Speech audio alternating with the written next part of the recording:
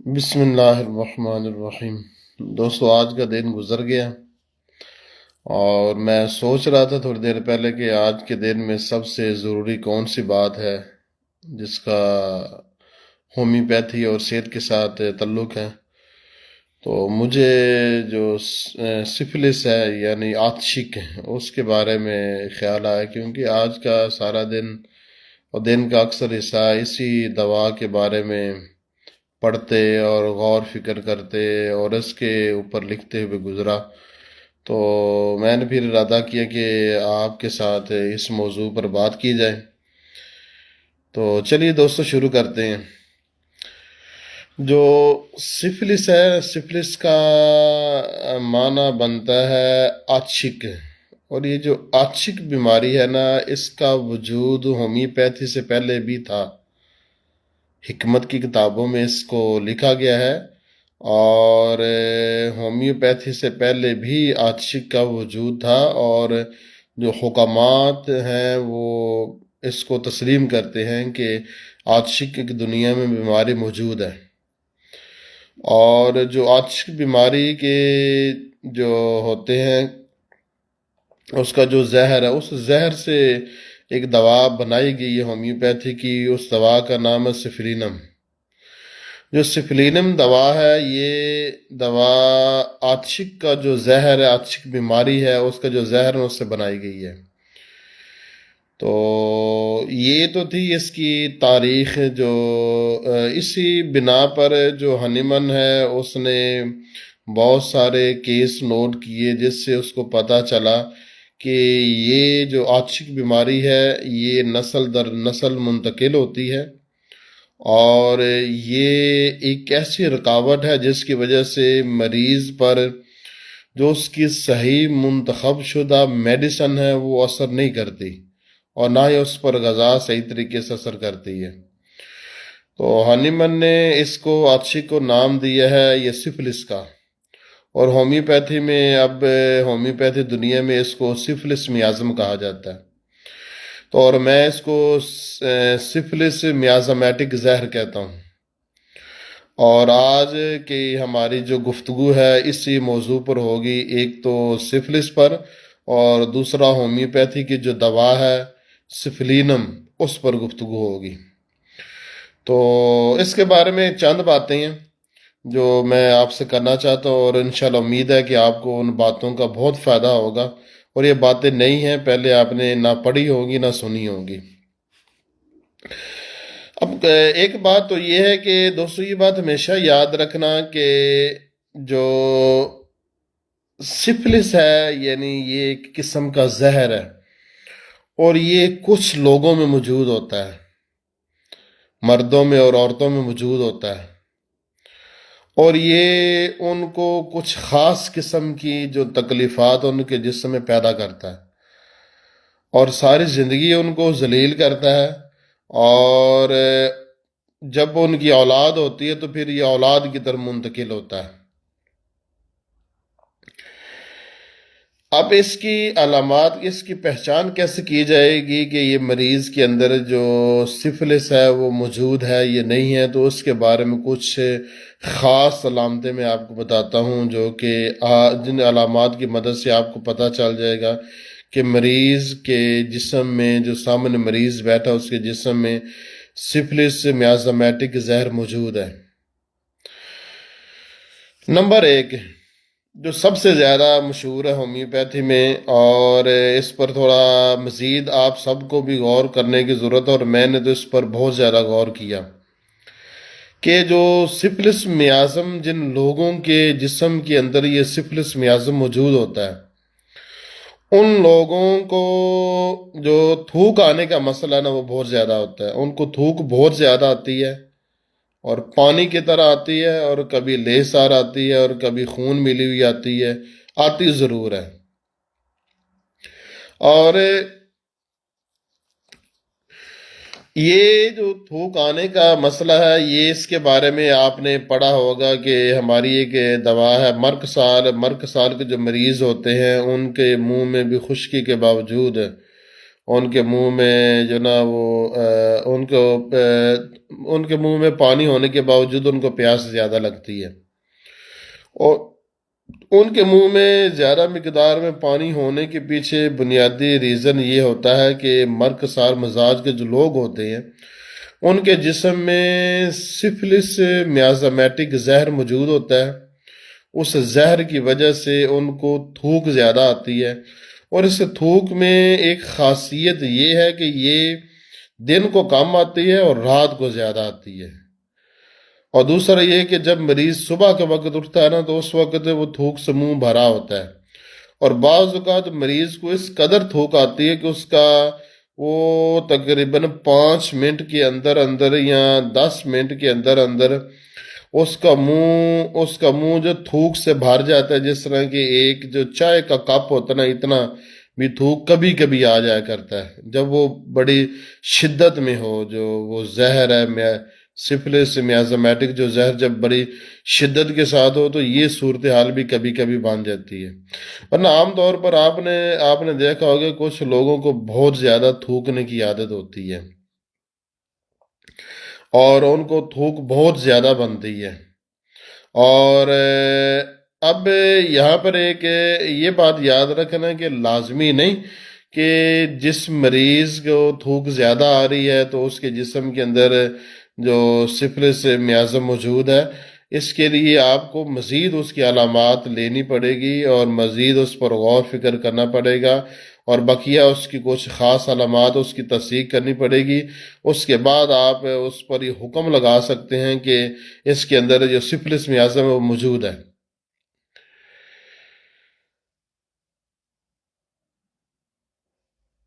بعض اوقات تھوک زیادہ آنے کی وجہ جو فم معدہ ہے اس کے اندر زخم بھی ہوتا ہے، جس طرح کے کالی بائی کرومیکم کے مریضوں میں ہوتا ہے،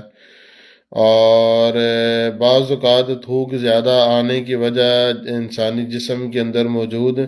سفلس میازم ہوتا ہے، اور بعض اوقات تھوک زیادہ آنے کی وجہ ایسیڈیٹی بھی ہوتی ہے۔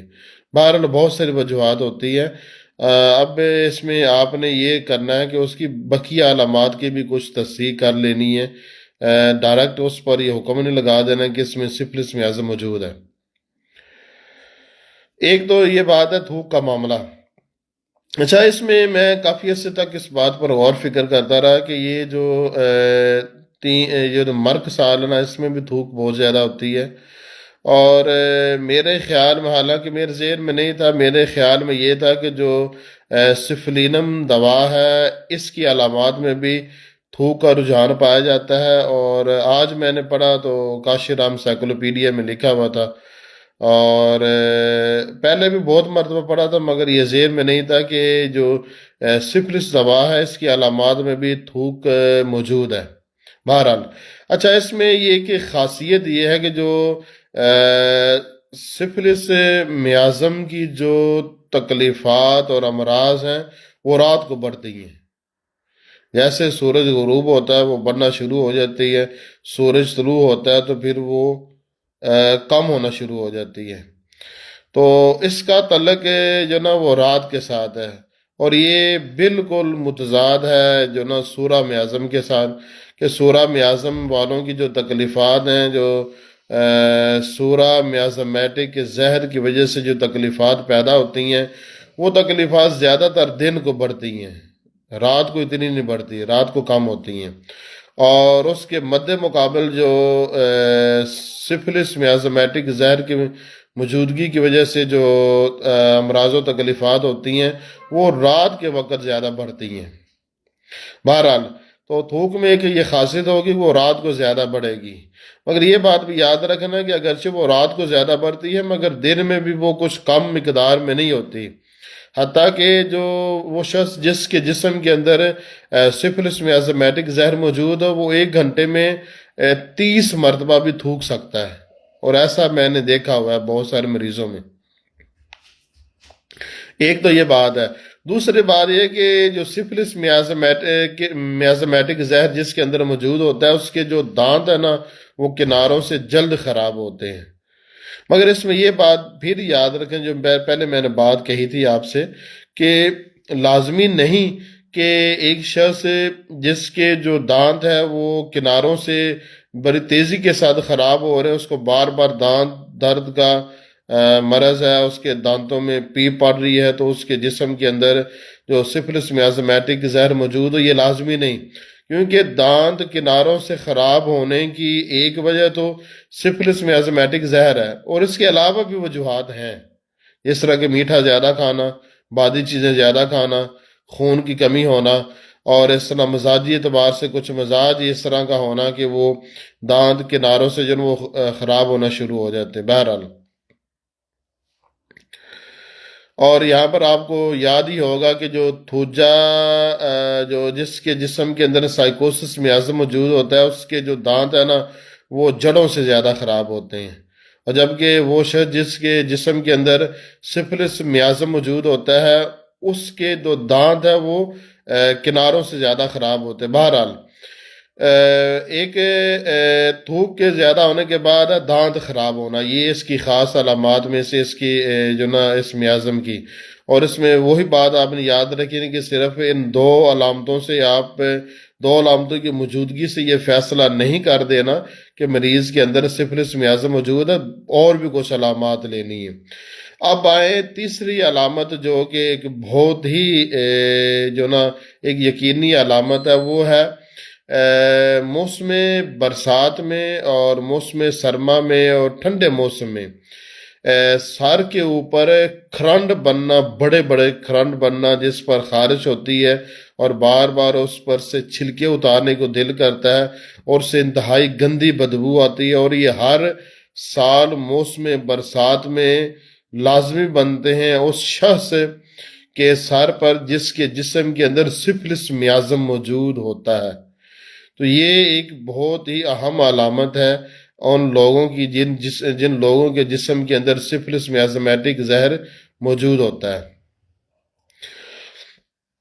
اور یہ میں نے اب اس علامت کے ساتھ ایک اور بڑی خاص علامت ہے، جس شخص کے جسم کے اندر سفلس میازمیٹک زہر موجود ہوتا ہے، اس کو نا ٹھنڈا پانی پینے کی اور برف کھانے کا کے طرف اس کا رجحان ہے، وہ بہت زیادہ ہوتا ہے، کہ وہ ٹھنڈا پانی بہت زیادہ پیتا ہے اور برف بہت زیادہ کھاتا ہے موسم گرما میں۔ تو یہ بھی ایک عجیب سی علامت ہے، اور یہ بھی آپ کچھ مریضوں میں دیکھیں گے، کچھ لوگوں میں دیکھیں گے کہ وہ موسم گرما میں برف بہت زیادہ کھاتے ہیں یا حد سے زیادہ ٹھنڈا پانی پیتے ہیں۔ تو یہ بھی اس بات کی علامت ہے کہ اس کے جسم کے اندر سفلس میازم موجود ہو سکتا ہے، ٹھیک ہے نا۔ اب اس کے علاوہ جو پانچویں علامت ہے جو وہ یہ ہے کہ جس کے جسم کے اندر سفلس میازم موجود ہو، وہ انتہا درجے کا نازک مزاج ہوتا ہے، معمولی سے بھی تردید، معمولی سے بھی بیسی، معمولی سے بھی مخالفت، معمولی سے بھی تنقید وہ برداشت نہیں کر سکتا۔ بالکل ایسے ہوتا ہے جس طرح کہ ایک پھوڑا ہوتا ہے، جس طرح پھوڑے پر ہاتھ لگانا برداشت نہیں ہوتا، ٹھنڈی ہوا برداشت نہیں ہوتی، اس کو معمولی سے حرکت برداشت نہیں ہوتی، معمولی سے بھی کوئی بادی چیز کھا جائے تو اس کا درد بڑھنے لگ پڑتا ہے۔ تو سیم اسی طرح کے وہ پھوڑے کی طرح ہوتے ہیں کہ ایسے لوگ ایسے مریض جن کے جسم کے اندر سفلس میازمیٹک زہر موجود ہوتا ہے، وہ حد درجے کے نازک مزاج لوگ ہوتے ہیں۔ تو یہ جو ہے حد درجے کا نازک مزاج ہونا، میں نے بہت عرصے تک اس بات پر غور فکر کیا ہے کہ جو سفلس میازمیٹک رکھنے والے جو لوگ ہوتے ہیں، ان سب کی مشترکہ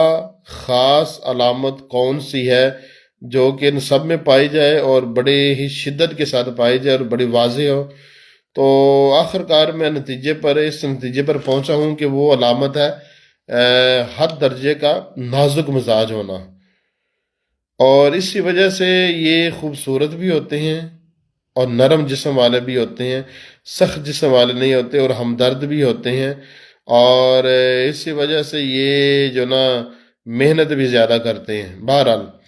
آگے جو نا یہ تو تھی اس کی جو مرکزی دماغی علامت ہے، حد درجے کا نازک مزاج ہونا. ایسا شخص جس کے جسم کے اندر سفلس میازمیٹک زہر موجود ہوگا وہ حد درجے کا نازک مزاج ہوگا. معمولی سی بھی تردید، معمولی سی بھی گرمی کی شدت اور سردی کی شدت دونوں برداشت نہیں ہوگی. جس طرح بوڑھوں کو نہ زیادہ جب سردی بڑھتی ہے وہ بھی برداشت نہیں ہوتی، جب گرمی کی شدت آتی ہے وہ بھی برداشت نہیں ہوتی. اسی طرح سفلس میازم کے لوگ ہوتے ہیں، ان کو گرمی کی شدت اور سردی کی شدت بالکل برداشت نہیں ہوتی. یہ نازک مزاجی کی وجہ سے آپ ان کو پھوڑا بھی کہہ سکتے ہیں. بہرحال اس کے علاوہ جو ایک بہت خاص علامت ہے وہ یہ ہے کہ آپ دیکھیں گے کہ کچھ لوگ ایسے ہوتے ہیں جن کے ہاتھوں کی جو انگلیاں ہوتی ہیں ان کی لمبائی عام لوگوں کی انگلیوں کی لمبائی سے کم ہوتی ہے اور وہ تھوڑی بھدی سی لگتی ہیں. بعض اوقات تو لمبائی کم ہوتی ہے اس لیے، اور بعض اوقات اس طرح کہ وہ سامنے سے ایسے گول مٹول ہوتی ہیں تو بھدی سی لگتی ہیں، تو بد وجہ سے لگتی ہیں. تو ایسے لوگوں کے جسم میں زیادہ امکان یہ ہے کہ ان کے جسم کے اندر یہ سفلس میازم موجود ہوگا. اور بادی چیزیں اور جسم کے اندر بہت زیادہ بلغم بننے کا، گندی پیپ بننے کا رجحان، جس کی وجہ سے ہر سال موسم برسات میں اور سردیوں کے موسم میں جو گڑ نکلنے کا رجحان، جس میں سے گندی بدبودار پیپ نکلتی ہے، یہ رجحان پایا جاتا ہے ان لوگوں میں جن کے جسم کے اندر سفلس میازمیٹک زہر موجود ہوتا ہے. بہرحال اس کے علاوہ بھی کچھ علامات ہیں، اور میں نے آج ایک مضمون لکھا تھا اور اس میں نے ان علامات کو واضح کیا ہے. اور یہاں پر ایک نئی چیز جو عجیب و غریب قسم کی میں نے آج بتائی تھی وہ یہ تھی کہ اگر آپ کے پاس ایک ایسا شخص آ جاتا ہے کہ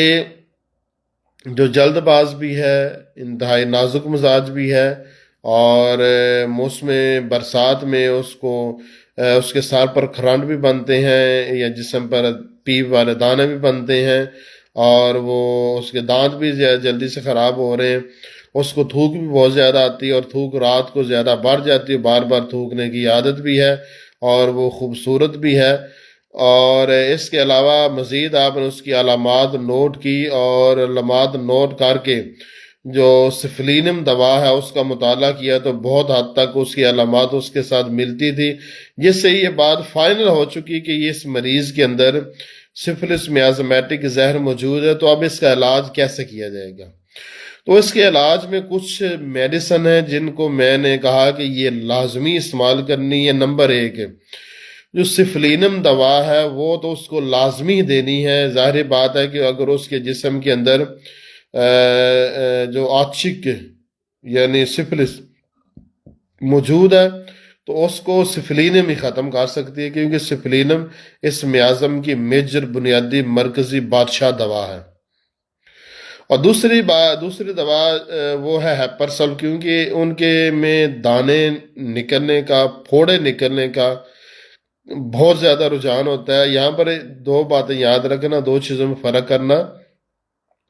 ایک ہوتا ہے پھوڑے نکلنا، دانے نکلنا، ایک ہوتا ہے موٹے موٹے کھرنڈ بننا سر کے اوپر. یہ دو علیحدہ علیحدہ چیزیں. جو دانے ہوتے ہیں وہ تو بنتے ہیں جسم پر زیادہ، جو کھرانڈ ہے وہ سر کے اوپر زیادہ بنتے ہیں، اور علامت تناسل پر دانے بھی بنتے ہیں اور کھرانڈ بھی بنتے ہیں. اور یہ جو دانے ہوتے ہیں نا یہ تو آتے ہیں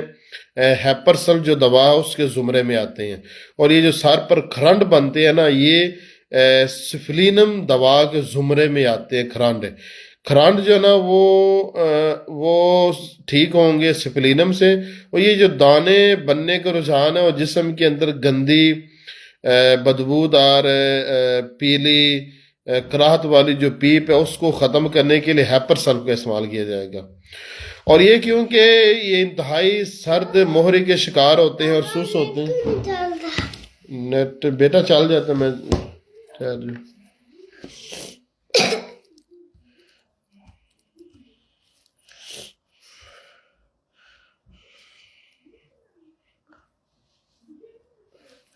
چلو آپ جا کے چلاؤ، چل جاتا. تو جو ہیپر سلفر، اچھا یہ جو ہوتے ہیں مریض، ان کے یہ نہ ہوتے ہیں جس طرح سی پی اے مزاج کے جو لوگ ہوتے ہیں، یا سی پی اے مزاج کی جو عورتیں ہوتی ہیں، انتہائی سرد مہری اور سوسی اور کاہلی اور ہڈ حرامی کی شکار ہوتی ہیں، عورتیں بھی اور سی پی اے مزاج کے مرد بھی دونوں. اسی طرح جو وہ لوگ جن کے جسم کے اندر جو سفلس میازمیٹک زہر موجود ہوتا ہے، وہ بھی کاہل، سست اور ہڈ حرام ہوتے ہیں. تو ان کے جسم کے اندر جو سرد مہری ہے نا، اس سرد مہری کو ختم کرنے کے لیے سیپیا کا استعمال کرنا ضروری ہے. ویسے تو سفلینم سے بھی کچھ حد تک فرق پڑے گا، مگر یہ ہے کہ جو سیپیا ہے نا، اس کا بھی معاونت کے طور پر استعمال کرنا ضروری ہے. یہ دوسری دوا ہوگی. پہلی دوا ہے پرسلف ہے، دوسری دوا سیپیا ہے، تیسری دوا، کیونکہ یہ جو میازمیٹ، یہ جو آچک ہے یا سفلس ہے، یہ ایک ایسا زہر ہے جس کی موجودگی کی وجہ سے جسم کے اندر ریڈ سیل کی کمی ہو جاتی ہے اور خون کی کمی ہوتی ہے اور بار بار بی پی لو ہونے کا رجحان ہوتا ہے. اس لیے ان کو آرنیکا دوا بھی معاونت کے طور پر ان کے کیس میں استعمال کرنا لازمی ہوتا ہے. یہ 3 دوائیاں ہوگی. چوتھی دوا یہ ہے کہ یہ جو زہر ہے، اس کی وجہ سے جو ہوتا ہے نا، ہڈیاں وہ زیادہ کمزور ہونی شروع ہو جاتی ہیں اور ہڈیاں بجنی شروع ہو جاتی ہیں، اور ہڈیاں جو ہے وہ ہڈیوں میں درد اور ہڈیوں کے مسائل ہے، اور بار بار جو نا وہ بائیں ٹانگ میں درد، یا حتیٰ کہ اینڈ پر آ کر جو نا مہروں کا بھی مسئلہ ان کو باندھ جاتا ہے. تو ویسے تو جو سفلینم ہے وہ اس رجحان کو ختم کرے گی، ہڈیوں کے امراض، تکلیفات اور مسائل کے بننے کا جو رجحان ہے اس کو تو ختم کرے گی، مگر جو مسائل ہڈیوں کے بن چکے ہیں ان کی جو میجر مرکزی دوا ہے مگنیشیا فاس، اس کا استعمال کرنا اس لیے ضروری ہے کہ مریض میں بچپن سے ہی یہ زہر موجود تھا، جس کی وجہ سے اس کی ہڈیاں کمزور ہیں، یہ ہڈیاں درد کرتی ہیں، ہڈیوں کے بار بار مسئلے بنتے ہیں، یہ ہڈیوں پر کوئی چوٹ لگ جائے، کوئی زخم ہو جائے تو جلدی ٹھیک نہیں ہوتا. تو اس سب چیزوں کو ختم کرنے کے لیے میگنیشیا فاس کا استعمال کرنا ضروری ہے، کہ تاکہ جو ہڈیاں کمزور رہ چکی ہیں وہ طاقتور ہو جائیں اور ان کے درد، ان کے مسائل وہ ختم ہو جائے. اگر بھرنی شروع ہوگی تو وہ بھرنی بھی بند ہو جائیں گی. میگنیشیا فاس کا بھی ان کے کیس میں استعمال کرنا معاونت کے طور پر لازم ہوتا ہے. یہ چوتھی دوا ہے. اور اس کے علاوہ اگر کہیں کہ جو سفلینم ہے وہ کس طاقت میں، ایک اور دوا ہے جس کو آپ اس کی معاونت کے طور پر آپ استعمال کر سکتے ہو، وہ کہ مرکسال. کیونکہ مرکسال جو نا اس کا بھی دائرہ کار بہت ہی وسیع ہے، اور وہ بھی سفلس میازم کے ساتھ اس کی جو علامات ہیں وہ سفلس میازمیٹک زہر کے ساتھ مشابہت رکھتی ہیں. تو پھر ان کو بھی جو نا یہ مرکسال کو بھی معاونت کے طور پر سفلینم کے ساتھ آپ استعمال کر سکتے ہیں. باقی رہا یہ دان درد کے معاملے میں، کہ اگر فرض کر رہے ہیں کہ وہ آپ کے پاس آیا اور اس وقت اس کا دان درد کر رہا تھا، تو اس وقت وہ دان درد کا معاملہ تو ہیپر سل سے ٹھیک ہو جاتا ہے. ہاں ان کے کیسوں میں جو ہوتے ہیں نا، یہ سفلس میازم والے جو لوگ ہوتے ہیں جن کے جسم کے اندر سفلس میازمیٹک زہر موجود ہوتے ہیں، ان میں ایک خاص بات یہ ہوتی ہے کہ یہ جب آتے ہیں تو اکثر یہ دیکھا گیا ہے کہ ان کو نا پیٹ درد کا مسئلہ ہوتا ہے، اور ان کے پیٹ درد کا جو مسئلہ ہوتا ہے نا، وہ یہ نہ تو مرکسال سے ٹھیک ہوتا ہے، نہ سفلینم سے ٹھیک ہوتا ہے، اور نہ اسٹافی سے ٹھیک ہوتا ہے، بلکہ اس کے پیٹ درد کو ختم کرنے کے لیے ہمیں کولوسنتھ دوا کی ضرورت ہوتی ہے. اچھا یہ بھی بات یاد رکھنا کہ سفلس جو میازم کے سفلس سے مزاج رکھنے والے لوگ اور وہ لوگ جن کے جسم کے اندر سفلس میازمیٹک زہر موجود ہے، یہ دو علیحدہ علیحدہ چیزیں. ایک وہ شخص جس کا اپنا مزاج ہی سفلینم ہے، دوسرا وہ شخص اس کا مزاج تو سفلینم نہیں، اس کا مزاج پٹرولیم ہے یا فاسفورک ایسڈ ہے، یا اس کا مزاج مرکسال یا کوئی اور ہے، جو بھی ہے، مگر اس کے مزاج کے ساتھ ساتھ اس کے والدین کی طرف سے اس کو سفلس زہر بھی ملا ہے، وراثت میں جینز کے ذریعے سے اس کی طرف منتقل ہوا ہے۔ تو ان دونوں میں یہ آپ فرق یاد رکھنا، ٹھیک ہے نا، یہ دونوں علیحدہ علیحدہ ہوتے ہیں۔ سفلینم مزاج کے لوگ علیحدہ ہوتے ہیں، اور وہ لوگ جو ان کا مزاج سفلینم تو نہیں مگر ان کے اندر سفلس میازمیٹک زہر موجود ہے، وہ علیحدہ ہوتے ہیں۔ اچھا، ان دونوں میں ان میں یہ فرق یہ ہے کہ جو سفلس سے مزاج کے جو لوگ ہوتے ہیں یہ لڑاکے ہوتے ہیں، اور لڑاکے بھی ہوتے ہیں اور خوبصورت بھی ہوتے ہیں، اور جو نا محنتی بھی ہوتے ہیں اور جلد باز بھی ہوتے ہیں، اور ہمیشہ اپنی زندگی میں کامیاب ہوتے ہیں، بشرطے کہ وہ مرضیاتی اعتبار سے بہت زیادہ بیمار نہ ہو، ورنہ یہ اپنی زندگی میں کامیاب ہی ہوتے ہیں۔ بہرحال، تو سفلینم اب کس پوٹنسی میں دینی چاہیے؟ تو میرا خیال ہے کہ پہلے 1 کی 4 ڈوزیں اس کو دے دیں، 40 دن کے فاصلے کے ساتھ ایک ڈوز، ٹوٹل 4 ڈوزیں۔ اس کے بعد اس کو سفلینم 10 میں دیں اور پھر CM میں دیں، اور جب تک آپ اس کو CM تک نہیں لے کر جائیں گے تب تک وہ مکمل طور پر شفا یاب نہیں ہوگا۔ اچھا، یہاں پر ایک سوال یہ پیدا ہوتا ہے کہ اس کی اگر جو گروتھ میں کمی آئی ہے، جو نشو و نما میں کمی آئی ہے، اس کی جو انگلیوں کا سائز چھوٹا رہ گیا، کیا وہ بڑھے گا؟ تو اس کا جواب یہ ہے کہ اگر اس کی عمر کم ہے تو زیادہ چانس یہ ہے کہ وہ بڑھ جائے گا، ٹھیک ہے نا۔ اگر اس کی عمر زیادہ ہو چکی ہے تو پھر بھی امکان ہے کہ وہ سائز بڑھے گا، پھر بھی امکان موجود ہے۔ عمر کم سے مراد ہے کہ 20 سال یا سے نیچے، پھر تو لازمی اگر انگلیوں کا سائز اس کا چھوٹا رہ گیا یا قد چھوٹا رہ گیا تو وہ لازمی بڑھے گا، اور اگر 20 سال سے اوپر عمر ہے تو پھر بھی امکان ہے کہ اس کے انگلیوں کا سائز بھی بڑھے گا، اس کا قد بھی جو نارمل ہوتا ہے اس لیول پر جائے گا۔ بہرحال، یہاں پر ایک بات یہ بھی واضح ہوگی کہ جس طرح انسانی وہ لوگ، وہ مریض جن کے اندر